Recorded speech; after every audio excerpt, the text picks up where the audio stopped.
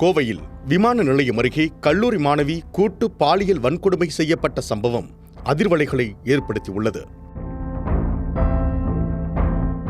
சென்னை அண்ணா பல்கலைக்கழகத்தில் மாணவி ஒருவர் கூட்டு பாலியல் வன்கொடுமை செய்யப்பட்ட சம்பவத்திலிருந்தே தமிழ்நாடு மீளாத ஒரு சூழலில் கோவையிலும் இதே போன்றதொரு சம்பவம் நடந்திருப்பது அதிர்ச்சியை ஏற்படுத்தியுள்ளது. கோவை சர்வதேச விமான நிலையத்தின் பின்புறம் காலியாக இடம் உள்ளது. அங்கு கடந்த 2ஆம் தேதி இரவு 11 மணியளவில் தனது தோழியுடன் காரில் அமர்ந்து பேசிக் கொண்டிருந்துள்ளார். அப்போது அவ்வழியே வந்த 3 பேர் தாக்கிவிட்டு மாணவியை கடத்தி சென்றுள்ளனர். மக்கள் நடமாட்டம் இல்லாத இடத்திற்கு அம்மாணவியை கடத்தி சென்றவர்கள் கூட்டு பாலியல் வன்கொடுமை செய்துவிட்டு அங்கிருந்து தப்பி ஓடி உள்ளனர். மர்ம நபர்கள் தாக்கியதில் காயமடைந்த காவல் நிலையத்தில் இது தொடர்பாக தகவல் அளிக்க சம்பவ இடத்திற்கு வந்த போலீசார் மீட்டு கோவை அரசு மருத்துவமனைக்கு அனுப்பி வைத்து மாணவியை தேடினர்.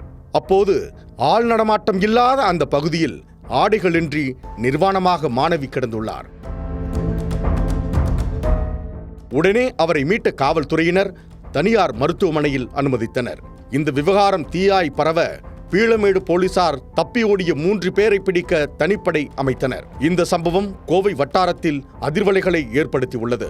தொடர்ந்து தனிப்படை போலீசார் அப்பகுதியில் இருந்த சிசிடிவி கேமராக்களை ஆய்வு செய்து குற்றவாளிகளை நெருங்கினர். துடியலூர் பகுதியில் பதுங்கி இருந்தவர்களை போலீசார் சுற்றி வளைத்தபோது அம்மூவரும் போலீசாரை தாக்கிவிட்டு தப்பியோட முயன்றுள்ளனர். அப்போது தற்காப்புக்காக போலீசார் 2 பேரின் 2 கால்களிலும் மற்றொருவரை 1 காலிலும் சுட்டுப்பிடித்தனர். பின்பு 3 பேருக்கும் கோவை அரசு மருத்துவக் கல்லூரி மருத்துவமனையில் சிகிச்சை அளிக்கப்பட்டது.